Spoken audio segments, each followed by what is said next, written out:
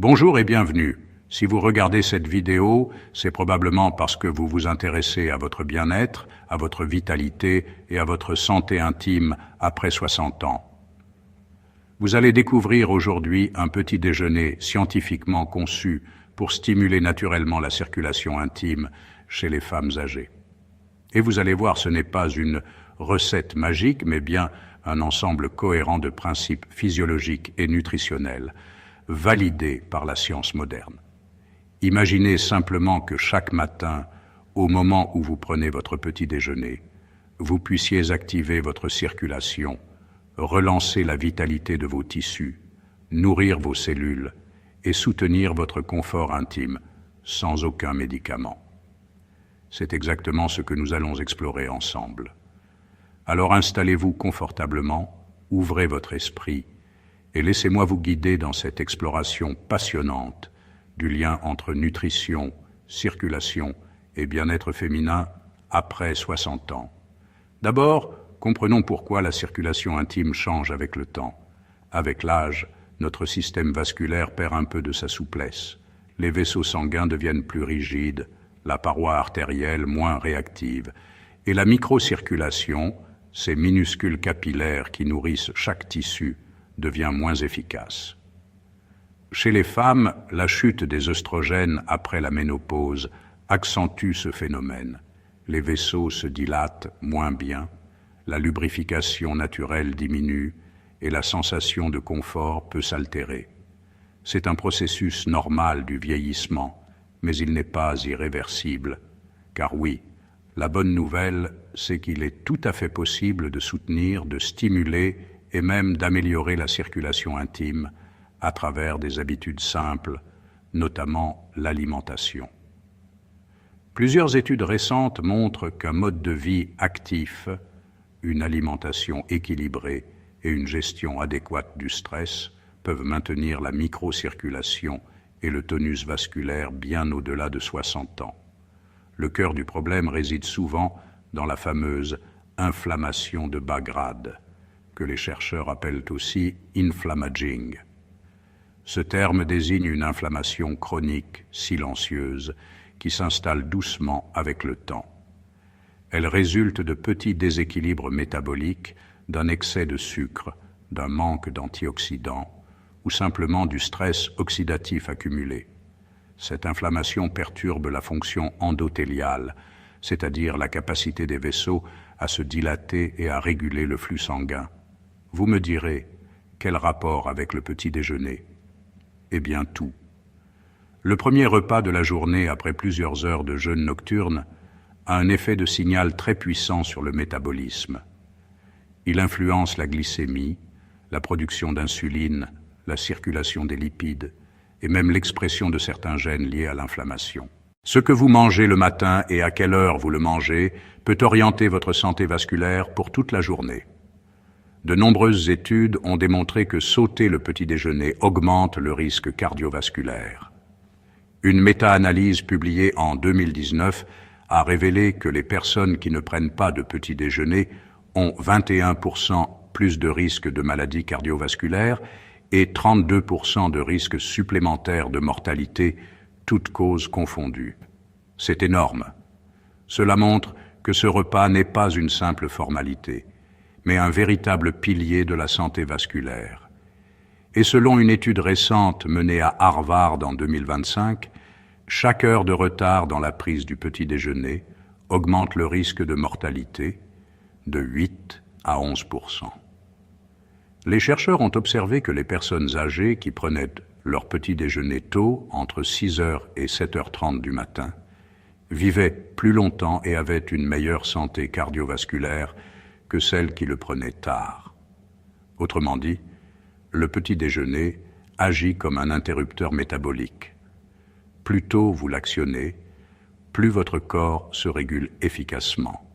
Mais au-delà du timing, la composition du repas est essentielle. Les recherches les plus récentes montrent que le type de graisse, de fibres et d'antioxydants que nous consommons influence directement la circulation sanguine.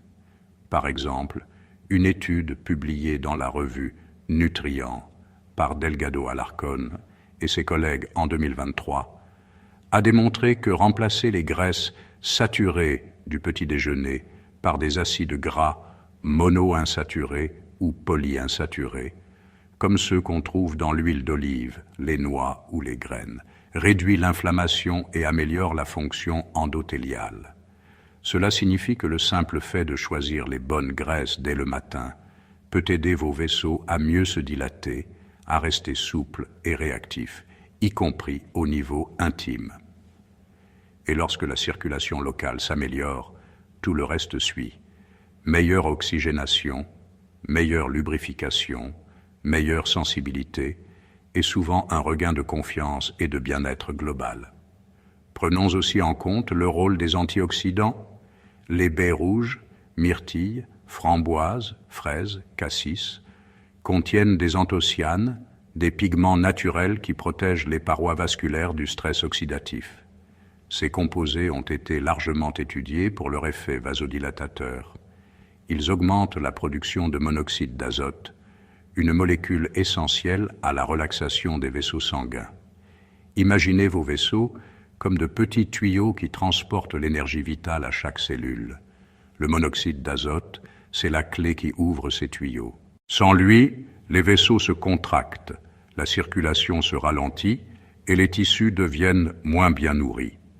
Les baies, les graines et certaines huiles naturelles stimulent cette production, améliorant ainsi la circulation dans les zones les plus sensibles. Un autre ingrédient clé est l'avoine. L'avoine est riche en bêta-glucane, une fibre soluble qui régule la glycémie, réduit le cholestérol LDL et améliore la santé des artères. Elle agit comme une éponge douce qui nettoie la circulation sanguine. De plus, elle libère lentement l'énergie, évitant les pics de sucre responsables d'inflammation. Maintenant, imaginez associer ces éléments ensemble dans un même repas.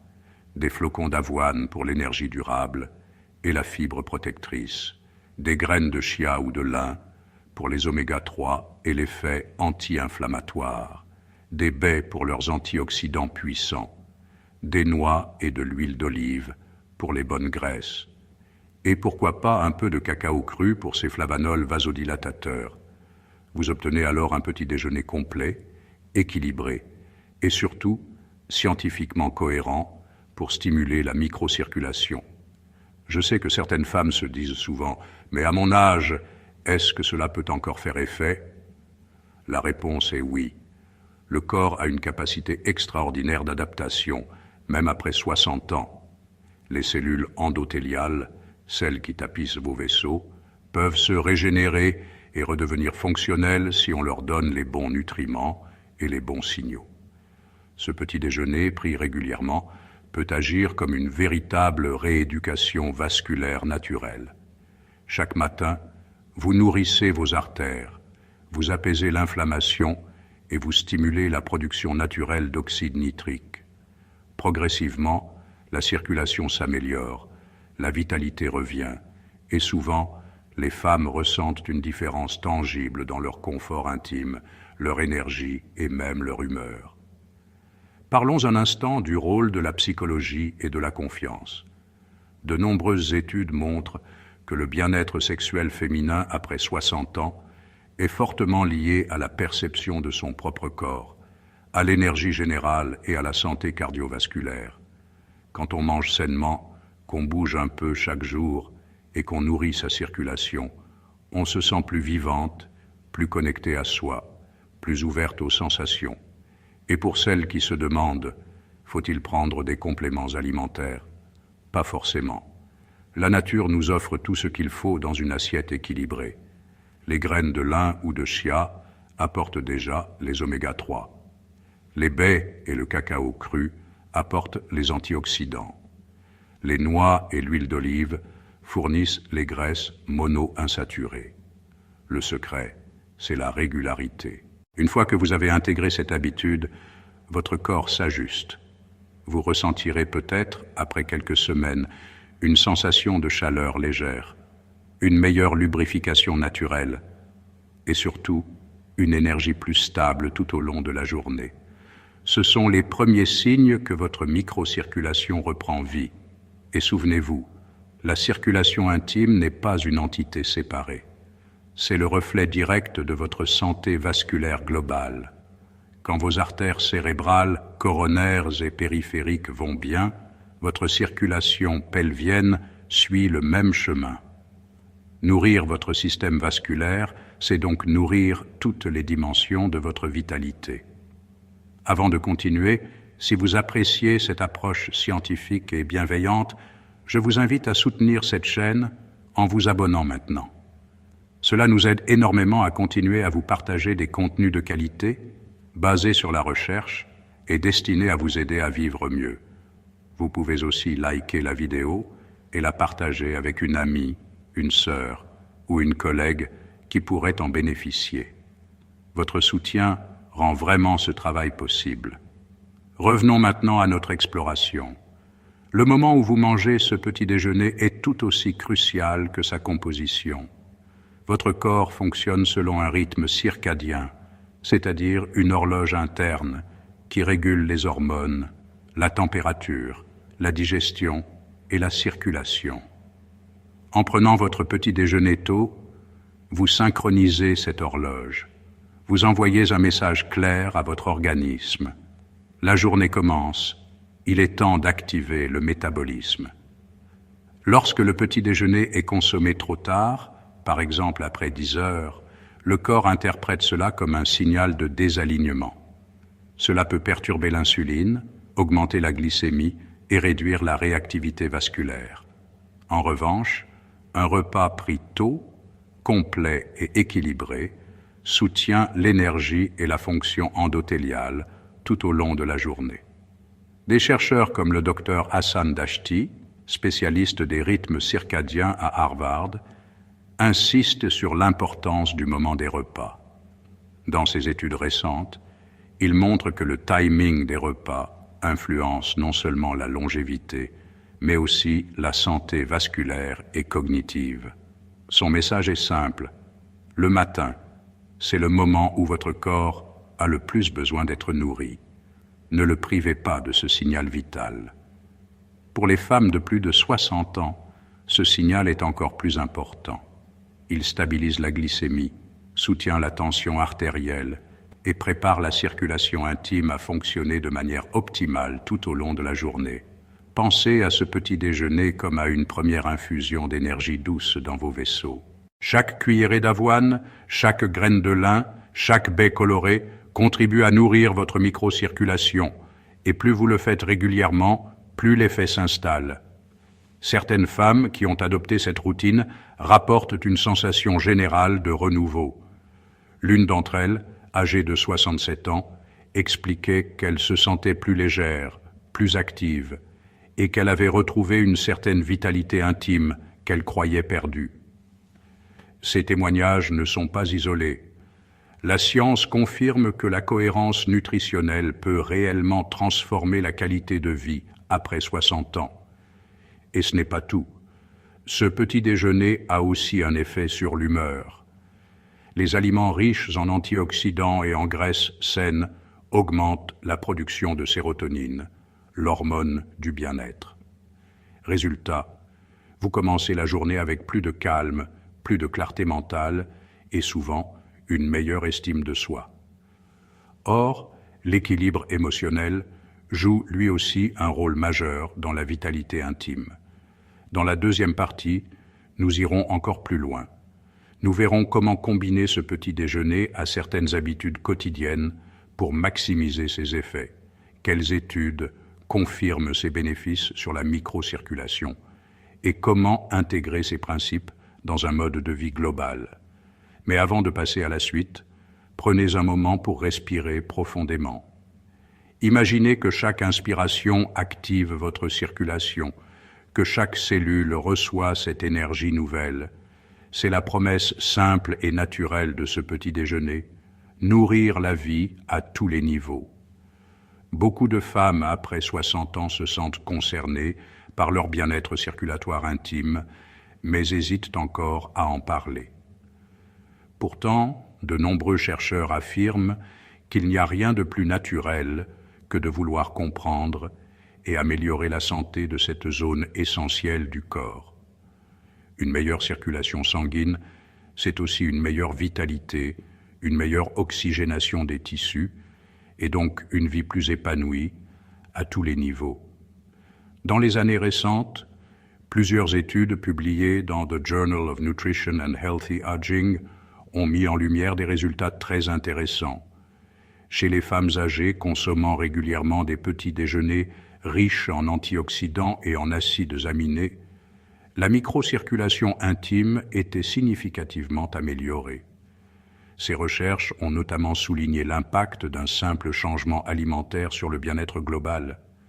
Mais pourquoi cela fonctionne-t-il? C'est une question que beaucoup se posent.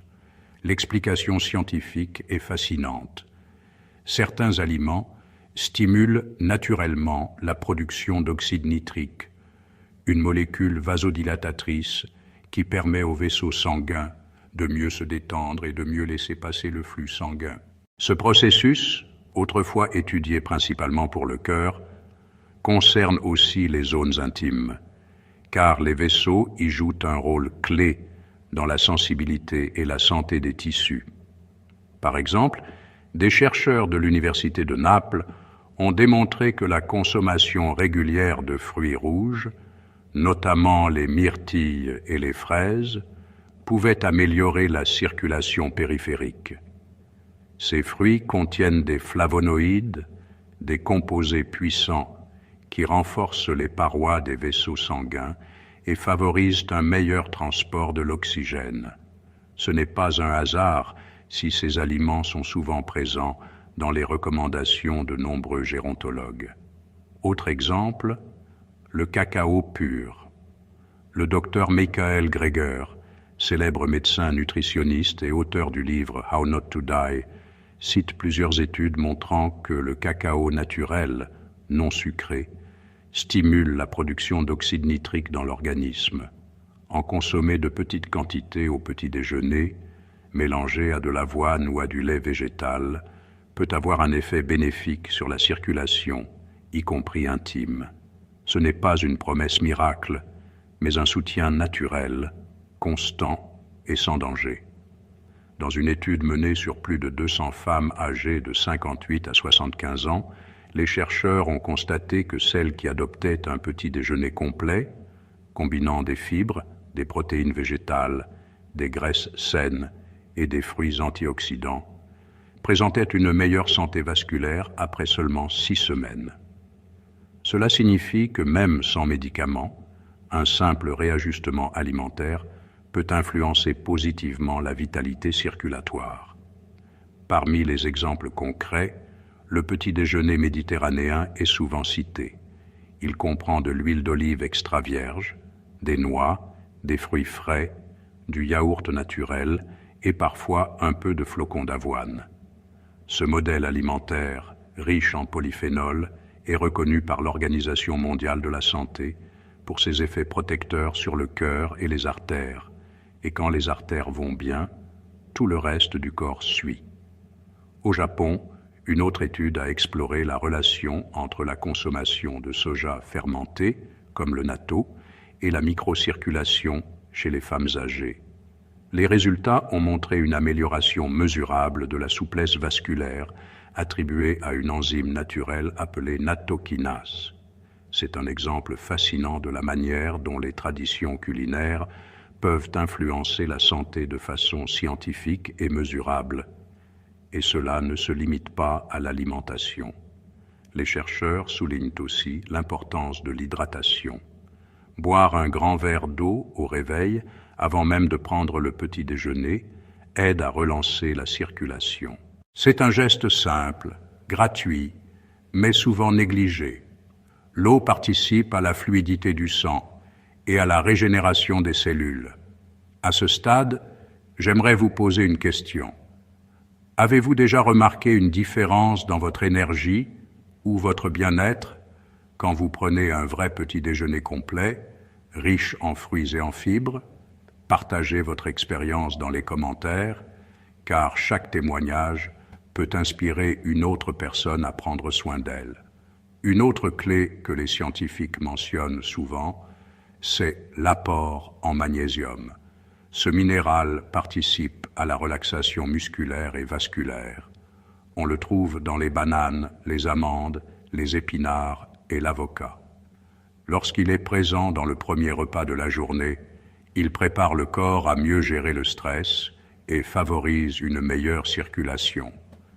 Parlons maintenant d'un ingrédient souvent sous-estimé, la betterave.